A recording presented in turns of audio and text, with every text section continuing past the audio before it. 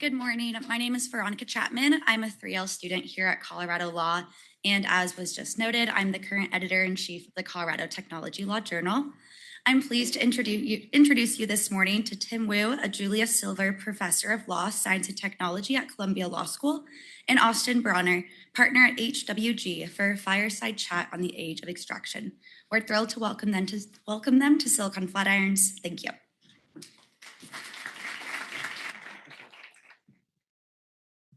Well, I was so excited to introduce you all to my dear friend Tim Wu, and I think it's apparent from the last panel that you all already know each other. So instead, I will just say he's given great service to Columbia Law for 20 years now, is the author of 5 books, and we're going to be talking about the new one, Age of Extraction. In addition to those private activities, he's also served in a number of roles in government, including most recently as a special assistant to the president in the Biden administration, where he led on things like the Competition Council, somewhat involuntarily on the National Spectrum Strategy, and a wide range of activities that really define important parts of the administration. So why don't we start from the beginning? Lots of us who left the administration went away and slept for a few months. And you seem to start writing this book right away. So why don't you tell us what got you excited about this book right now? What's driving the new inquiry? Yeah, thank you so much. I am really happy to be here. I can't imagine a better audience to be discussing this book with. I got to say, I think I owe a huge amount of my academic career to this this conference, this law school, Phil Weiser, and Christopher Yu, other people who have just kind of been with many other people, too many to mention, who have been, Brad, Paul, many, who have been sort of partners on this academic and policy and journey over the last 20 years or so. So I just want to say my thanks up front. So this book, in some way, does trace back to the conference we keep talking about in 2003 here, this exact spot where I started thinking about net neutrality, platforms, and all these other type of topics. And this book is kind of the culmination of my thinking about the challenges and the prospects and possibilities inherent in the platform. Platforms, we talk about them all the time.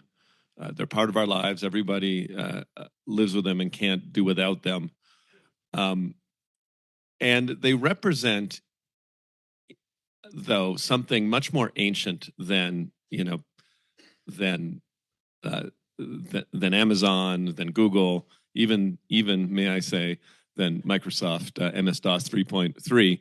They represent something that has always been a part of human civilization, which is to say there have always been spaces where transactions occur, where speech happens, basically where civilizations are centered.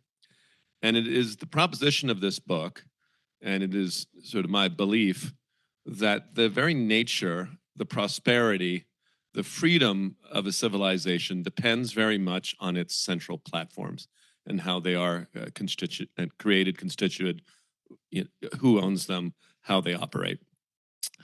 In some ways, people, write books in different ways. And one of the ways I started writing this book was with a sentence. I was sort of walking, and I had this sentence, and I had this idea that this could be the opening line of the book, which is everything has to happen somewhere. Which is obviously true. The book is that line is somewhere still in chapter 2.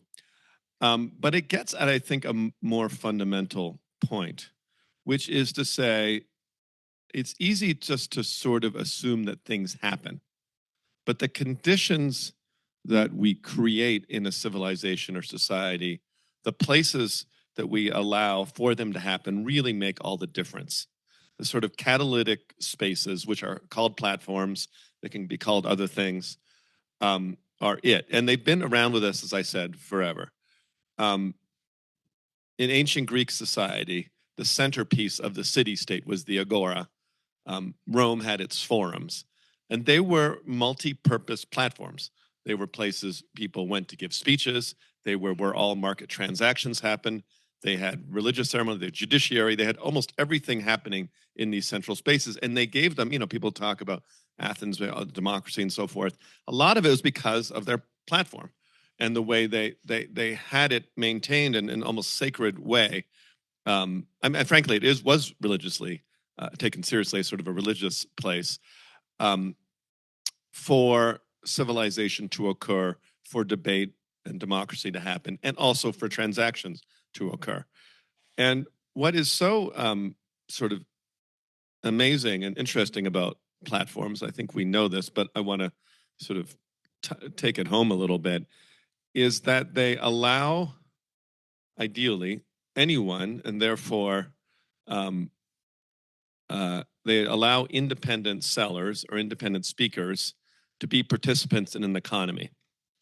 Now, why that's important, I want to suggest, is it creates the possibility of something different than a feudal economy, where you just have owners of land or other productive assets, and then you have workers. It creates the possibility of a class of, originally they were independent farmers, but a class of people who own their own productive assets, who are smaller, who can buy and sell to willing sellers. So this is in some ways obvious to some people, but I think very fundamentally important. So let me, if you don't mind, if I get the second reason, I realize is a long answer. The second reason I wrote this book. So first was this sort of interest and obsession with platforms, both in their beneficent side, but as I've come to see some of the challenges with platforms as well. Second reason I wrote this book was to try to understand, even for myself, what happened to basically the dream of the 90s. What happened to the vision that I held very deeply? And I was talking with Rick Witt about this last night. We were talking about how, the 80s, 90s, early thousands, it was all like great fun. We were just so optimistic about what the future was going to look like with respect to technology, the internet, and what it was going to do for everybody. And, a short list of what it was going to do includes, 1, spread democracy all over the world. Number 2, make everybody wealthy. 3, deliver on the promises of the, human potential ideals of the 60s and 70s and give everyone sort of a sustainable outlet for their talents and ideas.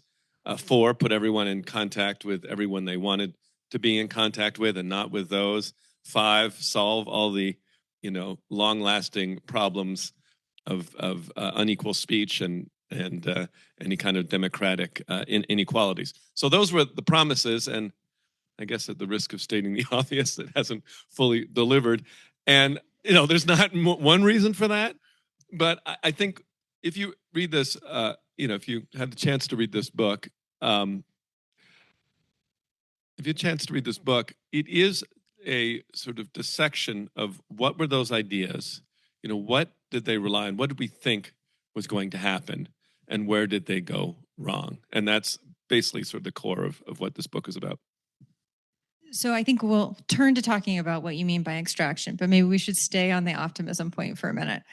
So my questions to you are, when did the internet stop being fun? And based on all the historical veins that you trace in the book that go back to ancient times, was it sort of predictable that that optimism was going to turn out to be wrong? So let me answer the first question first. I kind of like answering questions, so I want to give a date, and not an exact date, but I'm going to give a year. I think 2012 and 2013, to my mind, are the dates where things, in my mind, and people can date this differently. I like reading history books, and this famous decline and fall of the Roman Empire. Well, obviously there was no one moment, but they still chose a moment for the fall. And I kind of like to focus on a single moment, and that is just, could be others, but I want to talk about the acquisition of Waze by Google as a telling moment in this story. So let's rewind to the early 2000s. We had a neutral network. In my view, net neutrality began with the computer inquiries in the 70s. We had set up a framework which kept the infrastructure provider from interfering overly with the applications. You had a Microsoft under careful watch, the owner of the Explorer browser, and you had this golden age of applications and new ideas and new ways of creating things. And some of them were more traditional, and some of them were these kind of weird efforts like Linux and frankly Waze itself, which were sort of user contributed. There's a big thing, and Yochai Benkler suggests it was a new means of industrial organization. So it was a very exciting time, and I think this was the fun part, in my view, along with the 80s and 90s, which were fun different ways. So, well, I was talking, Rick Witt and I were comparing notes yesterday, and I had a bulletin board system in my house in the 80s where people called the computer sitting in my house and play weird online, cool online games. We had some weird online games going. I mean, the 80s were great too, just totally different. So this was an exciting period, all kinds of ideas out there and so forth. And, Google and Facebook, they were small companies trying things out. The major emphasis of that period, and I think correct one, was trying to protect that application layer and that application thriving from the infrastructure providers who, since the days of the AT&T monopoly, had always been sort of hostile to a business on their business. And so I think that was important and good policy during that period. And so one of the companies that was born during that period, born in Israel, was Waze, which I think was called Free Israel Maps or something at the time. And they relied on user contribution, totally different kind of thing. And, people would report traffic, and it was a different style. And then there was Google Maps, which was a more traditional way of doing business. So, it kind of, at the time, it seemed like, well, here comes this really interesting kind of competition between two different modes of doing business, and let's see what happens. It'd be sort of interesting.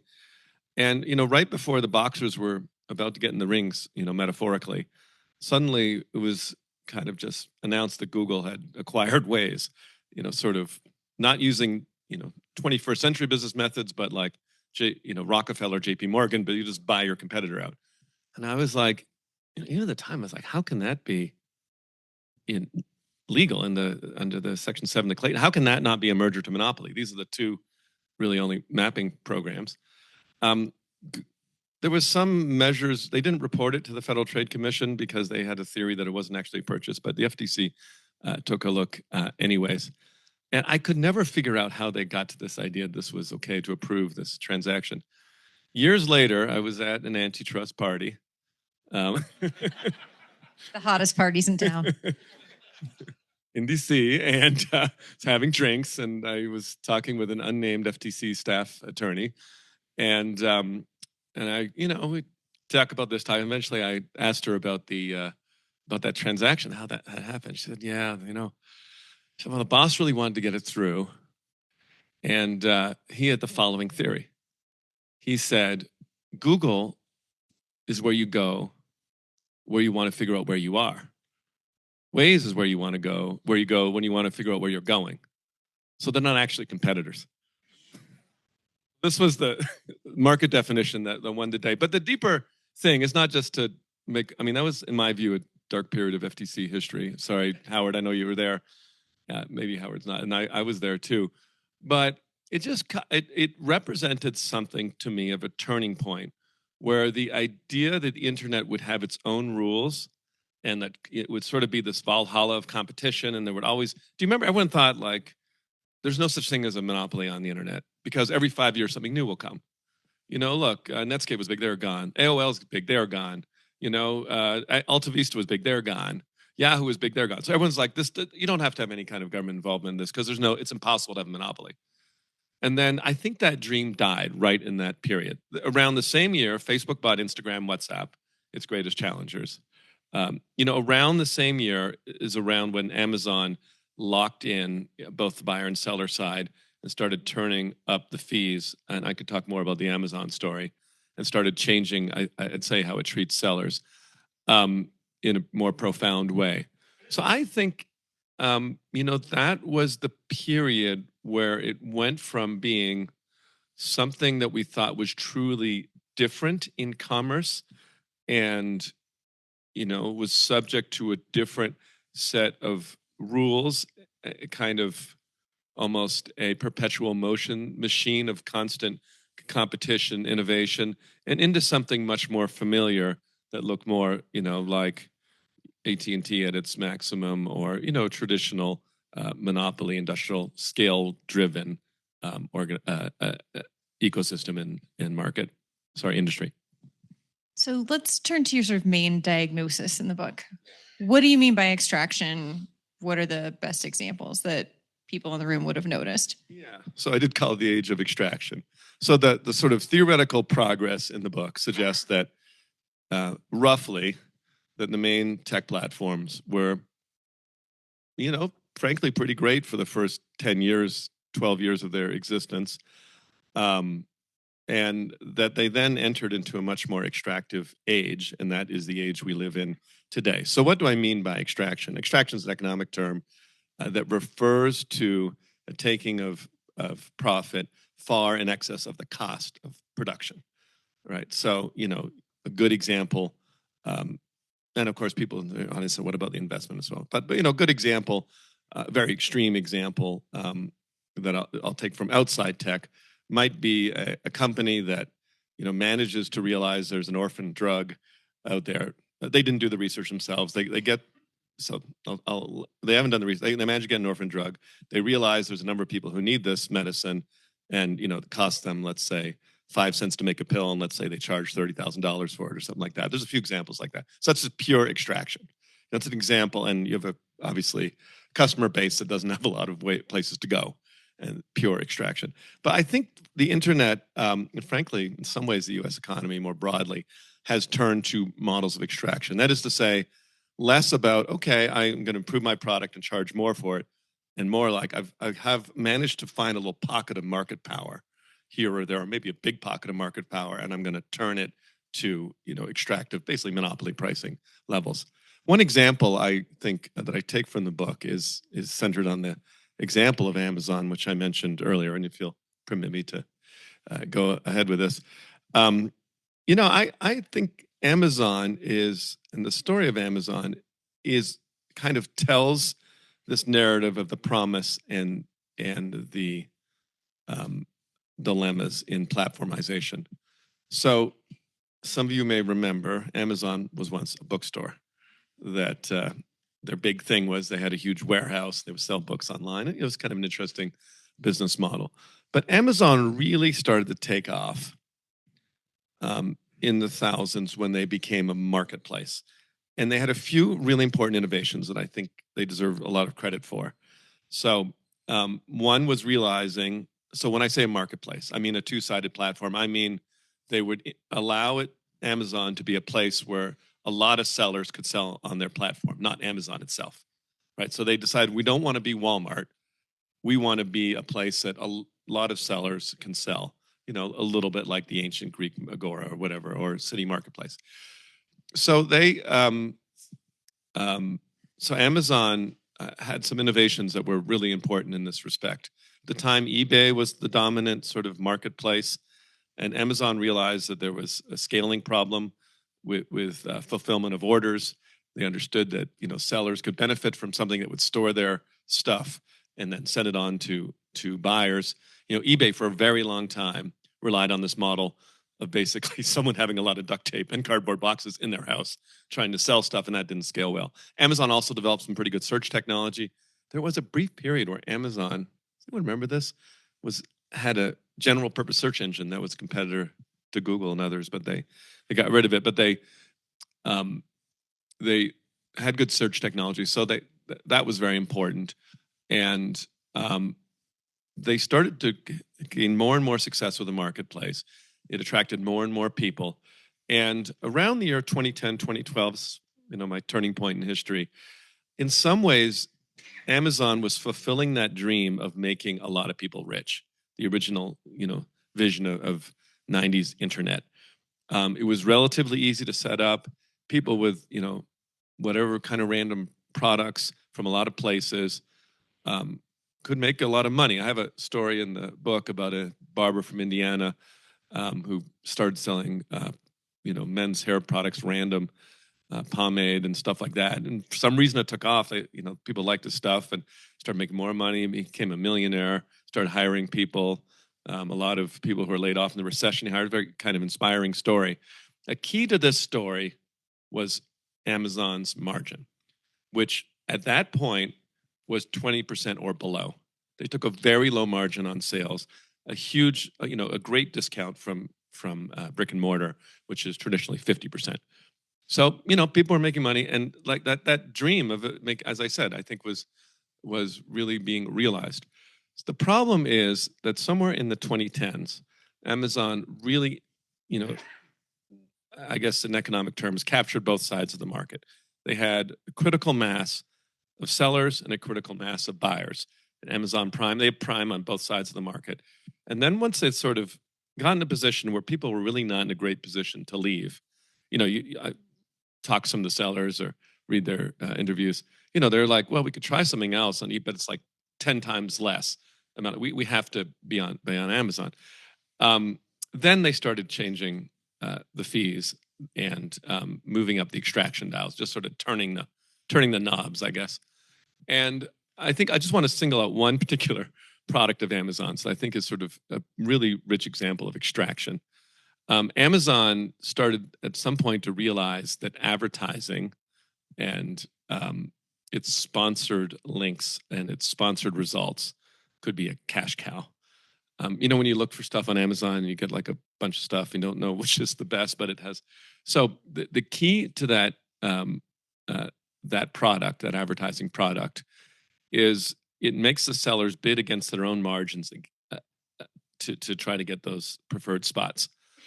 And that ended up being a cash cow. People say Amazon Web Services is the leading cash cow, but it's not. It's actually the advertising product. So it was 10 billion, 20 billion, 30. So it's ostensibly advertising.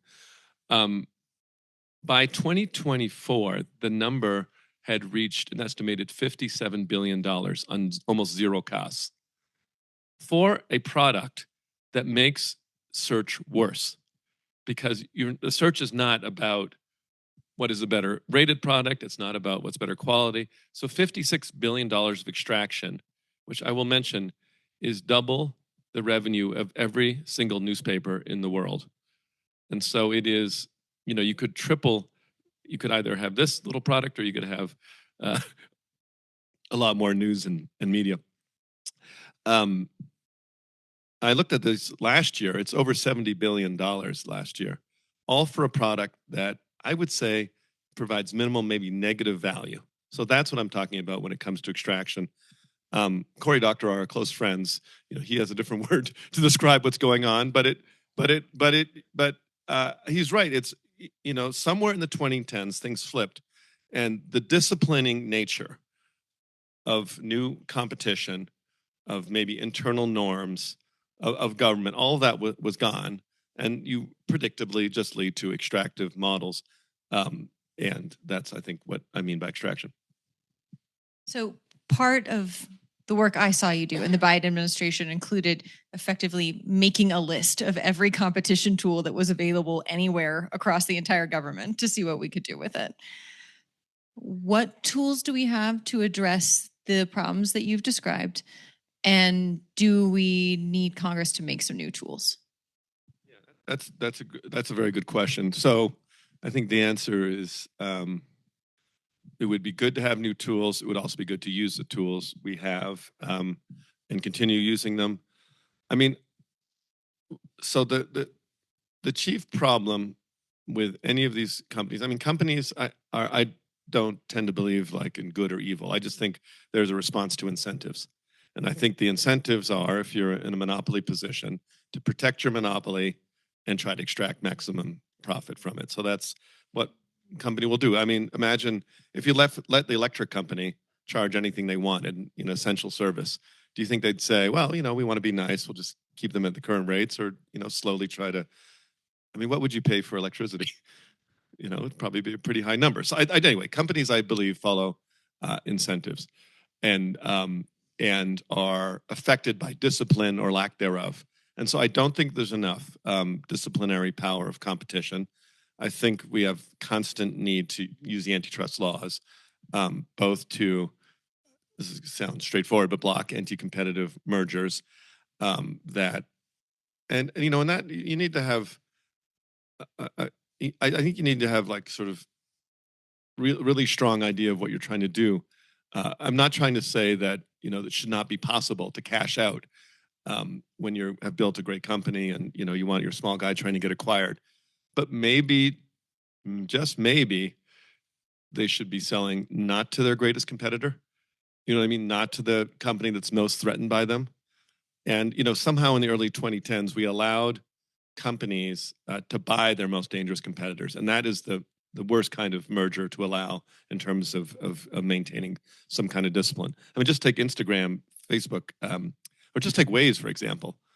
I mean, a lot of companies probably would have bought Waze, but letting Google, which had the dominant maps program and was building an ecosystem and trying to move every traffic towards themselves, to buy the other sort of anchor, necessary element of another ecosystem. I mean, that was an obvious error.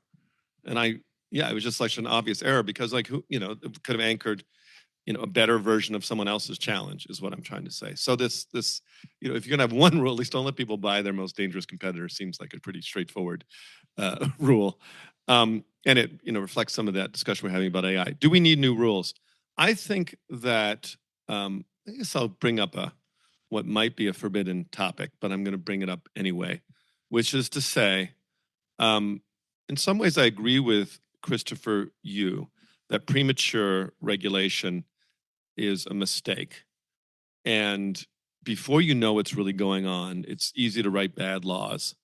But there's also such a thing as doing nothing and, you know, allowing things to get so far entrenched that you have just accepted an extractive reality, which starts to define your country and move it towards away from what I was. Wait, I mean, the thing with the Amazon thing, the reason I'm upset about Amazon isn't just that the search sucks. It's that it has had an effect on class structure. You know what I mean? It has an effect on the ability of people to make money in this economy. And since Amazon's margins have been more 50-60% level, the only, you know, sellers who really are able to make money primarily, so, you know, it's still a place you can make money, but the margins are shrunk. The idea of really distributing wealth and having a more balanced class society, which could have been something that, and I think was part of the internet's dream, has just become vanishingly small. And usually it has been Chinese manufacturing, importers of Chinese manufactured goods that have been the dominant winners on Amazon because the costs are so much lower. And so I just think it has, I'm sort of meandering a little bit. So I said, what would I do? I think once you have reached a point where you understand the technology, where things are getting there, you have to ask, what are the utilities of our age?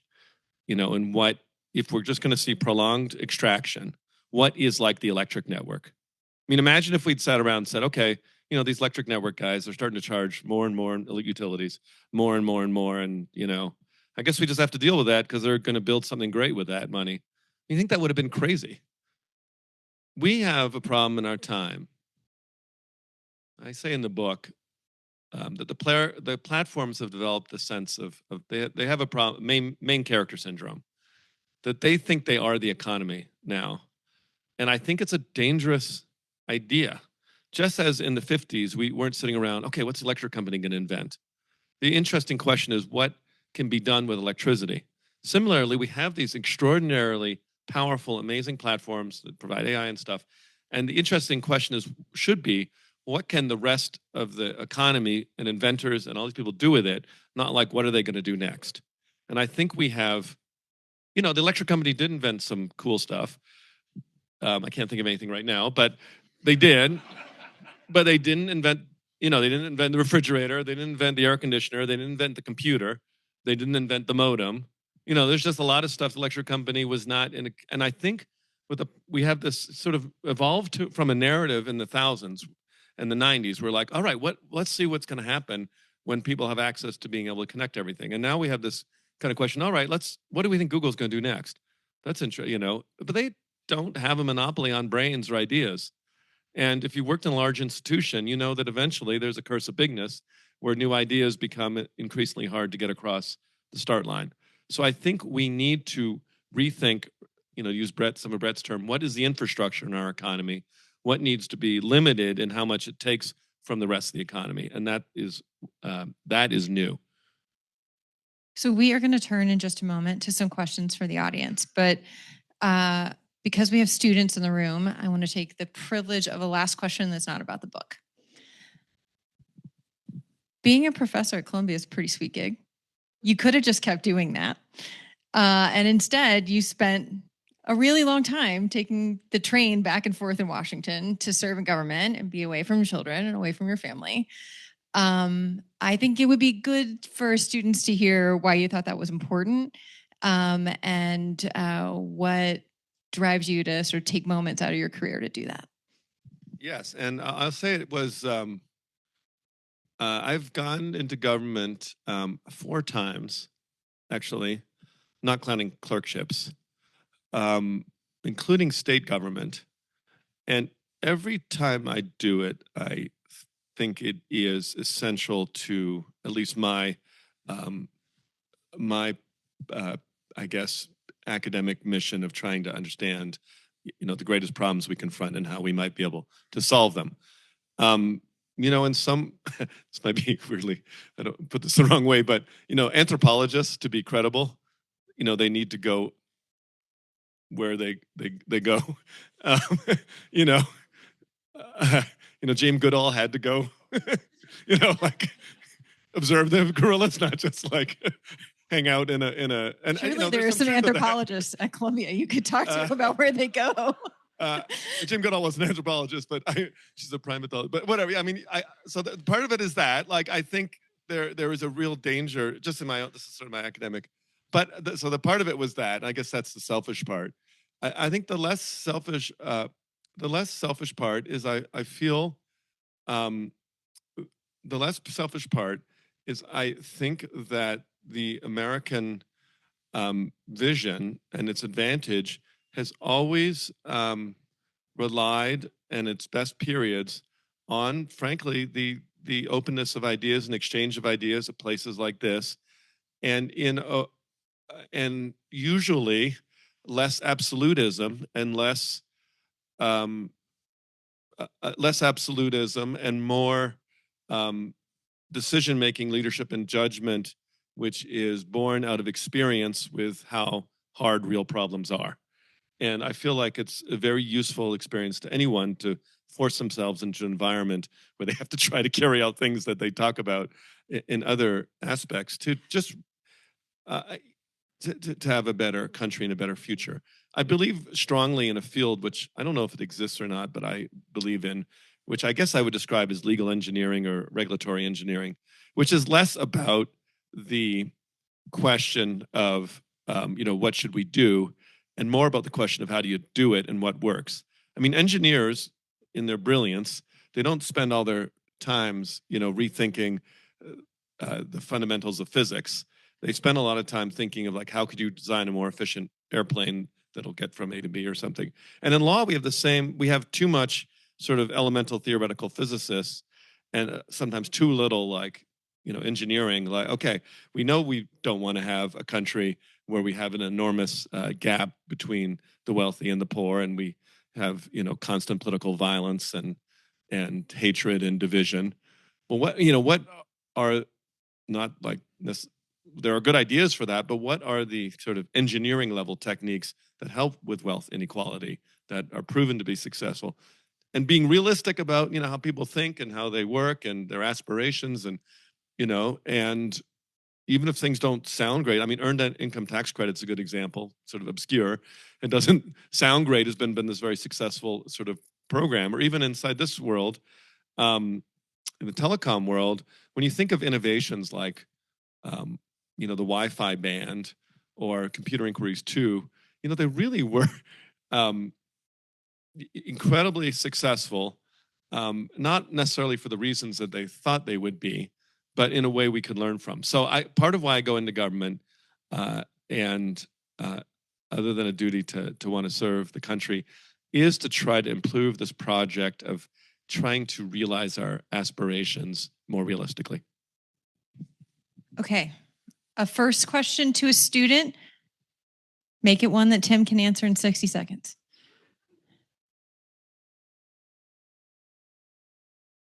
I think I should say while waiting for the students, I think Matt, I thought if this wasn't mentioned, we have free books outside for students, this book. And if you'd like to, I think we got a big pile of free books for students. And if you like purchase a book, that's also there, and I'll be signing books at the desk over there. So if you have any interest in the ideas here, I'm doing my own promotion. When you spoke about waiting until we hit an inflection point before we regulate technology or maybe AI, how do you know you've hit the inflection point? Because by the time GDPR came out, all of our lives were in massive data centers across the globe. How do you know when you've reached the inflection point? Well, you will only ever entirely know, in retrospect, and people still may disagree, but it doesn't mean you should abandon the effort. And that's what I guess is important to say. Is some things are hard to know exactly. I think, though, if I would say there's a good trigger, this is a John Stuart Mill thing, for when you need to start getting government involved, harm is not a bad metric. Actual something that's demonstrated harm, not like, oh, this thing could happen. I mean, this is one reason I think Europe's taking the wrong approach with AI regulation, is they got right out of the boat and they're like, well, we've thought of all these things that happen with AI and we're kind of preactive, but there's been no demonstrated harm. So I think, on that, I know we're running out of time, but with AI, it makes me think we both under and overdo it, which is to say we have some areas where there's obvious harm like fraud. And I think Rick, people are talking about this. We have fraud, human impersonation. Those seem like obvious harms. And then we have sort of hypothetical stuff that, we're nowhere near knowing whether it's true or not. Yeah. The gentleman from Georgetown. Paul, I'm Colorado. big fan of both of you. So, Tim, I haven't read the book yet. Congratulations. It sounds like you've written a privacy book that wants to come out. So congratulations on that. But it is a bit of an opportunity for an intervention to you, but more importantly, to this whole Silicon Flatirons community, of which I hope I'm a big part, which is you've spent your career with this particular hammer of antitrust economics, economic theory, and you've described how it hasn't worked for 15 years, but gosh darn it, we're going to get it right this time. And it seems like the answer we saw modeled this morning. Brett Frischman gives a talk not about economics, but about these humanistic values. And my dear friend Russ Hanser says, yeah, these squishy humanistic things, fine, but let's make it. So isn't the answer that this entire community should just shake the dust off these broken economic tools and embrace fields that think about philosophy and human flourishing and what we owe to one another and equality in a deeper humanistic way, and not just what are the incentives that we can nudge capitalists towards to kind of hopefully maybe lead to a better place. So for you or for the community. Yeah, I agree and disagree with it, which is to say, I agree at the highest levels that we need to have very clear what our values are and what we're trying to achieve in terms of a good society that we want to live in, and that is a conversation that is often missing, I think, and I think, frankly, in the pure economic analysis is totally absent, where you're focused on efficiency, or it can become absent. There's often pushed to one side and someone else decides that. So I completely agree with that discussion and the need to be constantly ongoing. But in terms of the engineering side of it, I do think you need.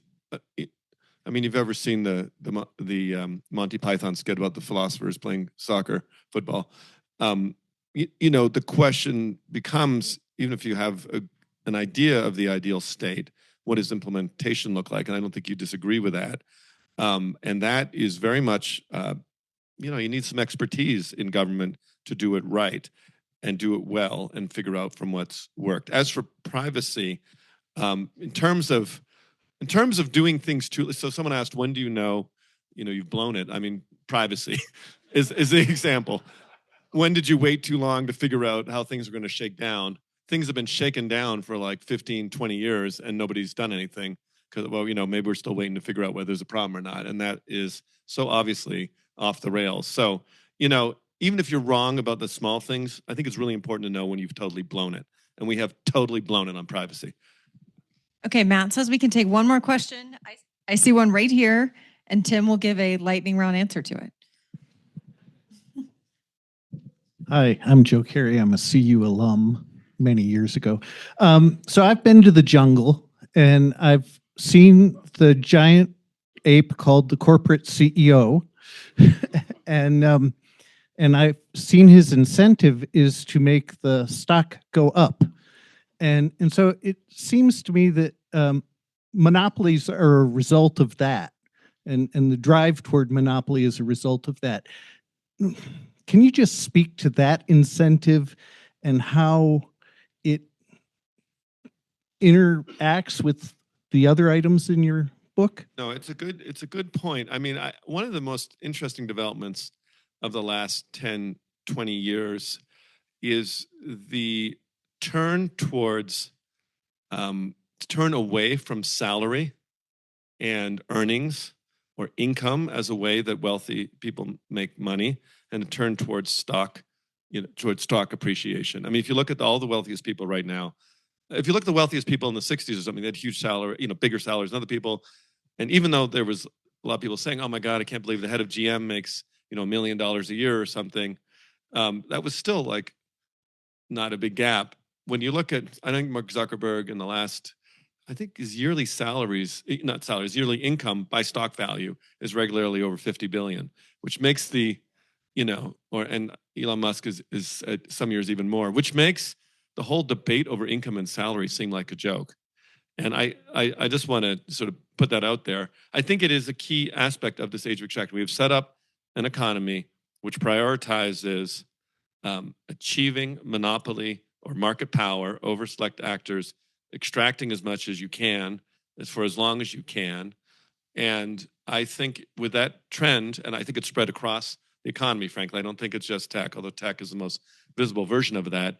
And as long as that model persists, as long as that model, if we cannot break it, and